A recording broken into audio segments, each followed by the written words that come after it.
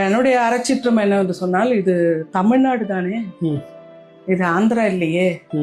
தமிழ்நாட்டுல தமிழனுடைய மொழி இனம் காக்க ஒரு எழுச்சி வருகிறது என்று சொல்கிற பொழுது அதை எதிர்ப்பதற்காக இப்படி கூட்டம் கூட்டுகிற இந்த அமைப்பை நம்ம தமிழக அரசும் வேடிக்கை பார்த்து கொண்டிருக்கிறதே அப்படின்ற வருத்தம் தான் எனக்கு பெருசா இருந்தது.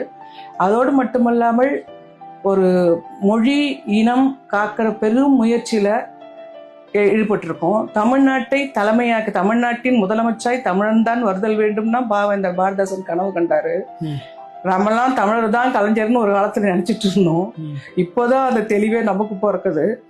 இத்தனை ஆண்டு காலமாக 15 ஆண்டு காலமாகத்தான் இந்த தெளிவு நமக்கு பிறந்து இன்னைக்கு தமிழ்நாட்டுல தமிழன் ஆட்சி பெற வேண்டும் தான் சொல்றோம். அனைவரும் திரும்ப திரும்ப நாம் தமிழர் கட்சி ஒருங்கிணைப்பாளர் சீமான் சொல்லி எல்லாரும் வாங்க வாழுங்க, தலைமையில நாங்க தான் இருப்போம். இது மண்ணினுடைய அறம் சார்ந்த ஒரு இது. இந்த அறம் சார்ந்த ஒன்றையே உங்களால தாங்கிக் கொள்ள முடியல. அதுக்கான ஒரு போராட்டம் எழுது. இத்தனை 34 லட்சம் மக்களுடைய பேராதரவு பெற்ற தனி கட்சியாக இன்று வளர்ந்து இன்று அங்கீகாரம் பெற்ற கட்சியாக வளர்ந்திருக்கிற ஒரு தலைவரை பற்றி